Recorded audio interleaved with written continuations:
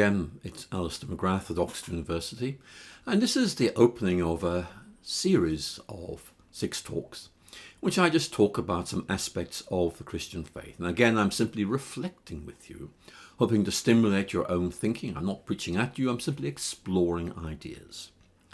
So let's begin with the composer John Barry. Now, he's best known for his Oscar-winning soundtracks for movies like Art of Africa and Dancing with Wolves, but one of his pieces has a really intriguing title, The Beyondness of Things. Both the title and I think also the music hint at something beyond the everyday, something meaningful and important that hovers just beyond our ability to grasp it. We sense it's there, but it eludes our grasp. I know that feeling. I'm sure many of you listening to me will as well. So I'm going to explore with you what this might mean, thinking about the whole question of the meaning of life and whether there's more to life than what we can simply see around us. And you know, thinking about the beauty of the night sky is a really good place to begin, because since history began, people have been enthralled by the wonder of the sky at night. I think there are very few people who've failed to be overwhelmed by the solemn stillness, simply the vastness of the star-studded heavens. And we know that the great astronomers of ancient Assyria and Babylon traced the slow movement of the planets against the night sky, wondering if in some way this might illuminate the mysteries of human destiny. And certainly the ancient Greeks saw patterns in the stars, and they named these constellations after their heroes, like Orion, the great hunter, or Pegasus, the flying horse, or Andromeda, the doomed heroine. Now, many people, I think, experience a sense of wonder when they're contemplating the starlit heavens. But for others, I have to say, those lonely pinpoints of light against the dark velvet of the night sky speak of loneliness and pointlessness. You see, those same stars have witnessed generations rising and falling. Human empires have risen and fallen, but the same stars shone down on them all. So it seems to me the heavens almost heighten our sense of transience, forcing us to ask whether this life is really all that we can hope for. Is there more to life than we know?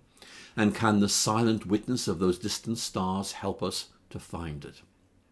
Yet, you know, reflecting on our strange world often raises another question, which is, do we really belong here? Are we here by accident when we're really meant to be somewhere else? And many scholars have noted the growth of this sense of historical and cultural dislocation throughout history and how it links in with the Christian idea of being exiled from our true homeland. I don't know if you know this line from G.K. Chesterton, which has always struck me as being very interesting. He writes, "We have come to the wrong star. That is what makes life at once so splendid and so strange.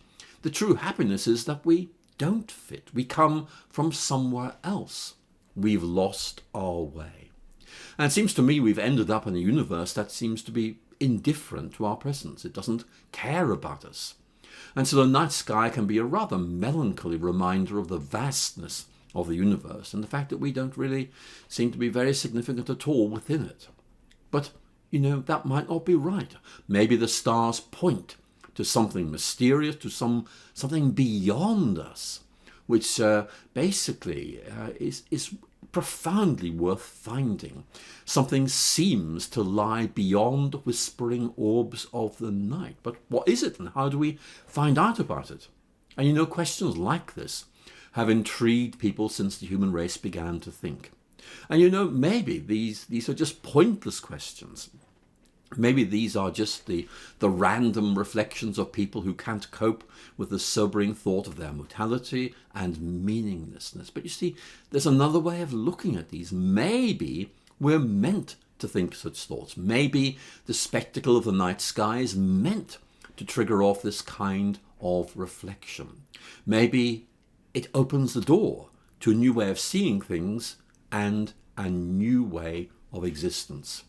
Because you see, it seems to me we've been created to ask questions like that, to try and make sense of what we see around us and how we fit into the greater scheme of things. Because we seem to have some sort of inbuilt longing for purpose that drives us to look for clues to the meaning of the universe. Like, for example, is our real homeland out there somewhere beyond this world? What if the grandeur of the night sky was really meant to trigger off a sense of longing within us and heighten it? So there's some very interesting questions here. What if the sense of longing and yearning that's so often evoked by the sight of the night sky is meant to initiate a voyage of discovery? What if nature is studded with clues to our true meaning and destiny, and in some way fingerprinted with the presence of God? Well, let's move on in our next presentation, and we'll look at that in more detail.